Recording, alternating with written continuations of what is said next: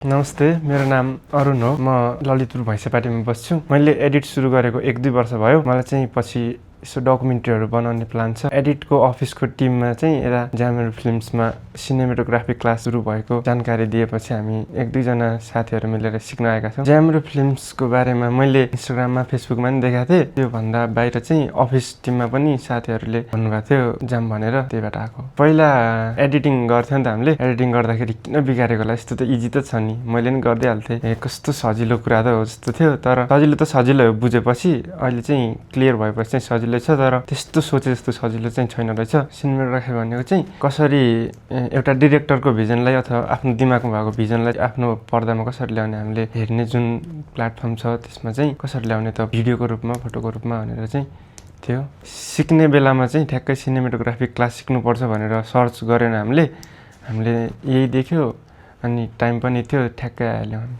त्यो त सुरुको क्लासमा नै हामीले प्र्याक्टिकल गरेको थियौँ नि। एउटा सानो पल पारेर कसरी इमेज बन्दो रहेछ, हामीसँग क्यामेरा पनि छैन, लेन्स पनि छैन, त्यही पनि हामीले फोटो भिडियोहरू देखिरहेको थियौँ क्या। त्यो बेला चाहिँ यसरी हुँदो रहेछ भनेर नयाँ कुरा एक्सपिरियन्स भएको त्यही हो। पछि पनि सबै कुराहरू हामीले बेसबाट बुझिरहेको थियौँ नि त। अलिकति राम्रो फोटो कसरी खिच्ने भन्दा नि कसरी फोटो खिच्छ त क्यामेराले, कसरी लेन्सले काम गर्छ, त्यस्तो कुराहरू सिकाइरहेको थियौँ नि। त्यही चाहिँ नयाँ एक्सपिरियन्स भयो। पहिला चाहिँ हामी क्लोजअप, मिड, वाइड त्यस्तो कुराहरूलाई नि क्यामेरा एङ्गल भन्थ्यौँ क्या। अहिले चाहिँ त्यो भनेको चाहिँ सर्ट साइज हुँदो रहेछ। क्यामेरा एङ्गल भनेको चाहिँ क्यामेरालाई चाहिँ कतातिरबाट हाम्रो क्यारेक्टरमा तर्साइरहेको छ, त्यस्तो कुराहरू ठ्याक्कै थाहा भयो। बाहिरतिर गएको छैन, म कम्पेयर गर्न सकिएन। त्यही भएर अब हामीले सिकेको कुराहरू यही यस्तै खालको ट्राइपोड, यस्तै खालको क्यामेराहरू युज गऱ्यो भने हामीले जस्तो खालको नै रिजल्ट निकाल्न सक्छौँ है, त्यस्तो चाहिँ फिल भएको छ। लाइटको क्वालिटी पनि हुन्छ नि, हामीले यस्तो खालको सिनेमा लाइटहरू युज गरेन भने त्यो लाइटको इम्प्याक्ट र अर्को खालको लाइटको इम्प्याक्ट नै फरक परिन्छ। जस्तै यही पनि पहेँलो रातो कलर पनि देख्न सक्छ अलिकति नराम्रो लाइट छ भने चाहिँ।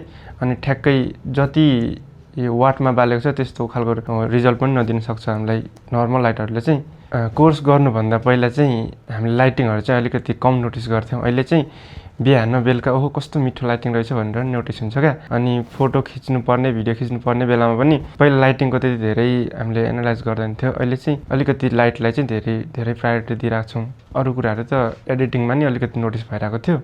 अहिले लाइटिङ र त्यही लाइटिङको कुराहरू अलिक धेरै नोटिस भइरहेको छ। यता ज्यामेरो फिल्म्समा हामीलाई पढाउने टिचर आफै पनि एउटा प्रोफेसनल सिनेमेटोग्राफर अहिले पनि कामहरू गरिरहेको भएर चाहिँ हामीलाई सिकाउँदाखेरि पनि उहाँले अहिले यस्तो यस्तो गर्नुहुन्छ, हामीले अझै पनि रियल सुट गर्दाखेरि यस्तो इक्विपमेन्ट्सहरू युज गरेर सुट गर्छौँ, यस्तो सेटिङमा सुट गर्छौँ भनेर सिकाउनुहुन्छ। त्यसपछि चाहिँ हामीलाई पनि सिक्नु सजिलो हुन्छ। यो कोर्स चाहिँ एकदमै बिगिनरको लागि पनि हुन्छ। सुरुमा त 30 डेजमा चाहिँ एकदमै राम्रो कुराहरू सिक्ने भन्दा नि बेसको कुराहरू के छ त्यो कुराहरू चाहिँ क्लियर गर्नुहुन्छ। यसले चाहिँ यो सानो कोर्स सकेपछि पनि आफैले रिसर्च गर्दाखेरि पनि सिक्न सकिन्छ नि त। यो कुराहरू चाहिँ ठिक छ। म आजभन्दा ठ्याक्कै 5-6 महिना पहिला डकुमेन्ट्रीहरू बनाउन निस्किने तयारीमा थिएँ क्या। त्यो बेला चाहिँ मलाई यति धेरै कुरा सिकाएको थिएन नि त। त्यो नगएपछि कसरी क्यान्सल भयो त्यो प्लान चाहिँ। नगएपछि चाहिँ मैले छुटेछु यार, कस्तो टाइमै मिस भयो जस्तो लागेको थियो।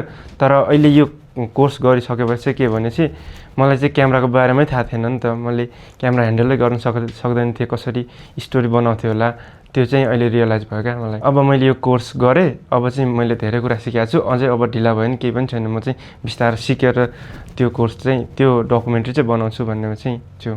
ज्यामेरो फिल्म्समा चाहिँ एकदमै बेसिकदेखि नै कुराहरू सिकाइन्छ। सिनेमेटोग्राफीमा इन्ट्रेस्टेड मान्छेहरू चाहिँ सिक्नको लागि आउँदा हुन्छ।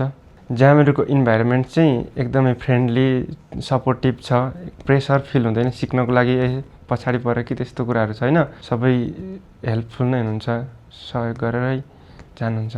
यो 1 महिनाको एक्सपिरियन्समा के भयो भने हामी सुरुमा कति दिन त क्यामेरा नै छोएन क्या। सुरुमा बेसिक कुराहरू क्लियर गऱ्यो, कसरी क्यामेरा बन्दो रहेछ, हिस्ट्री त्यो पनि सुन्यो सुरुमा त।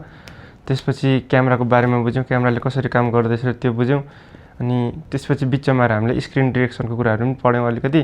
त्यसपछि चाहिँ प्र्याक्टिकल थ्योरी गर्दै हामीले धेरै कुराहरू क्लियर गऱ्यौँ। त्यसपछि चाहिँ धेरै कन्फिडेन्स बुस्ट भयो।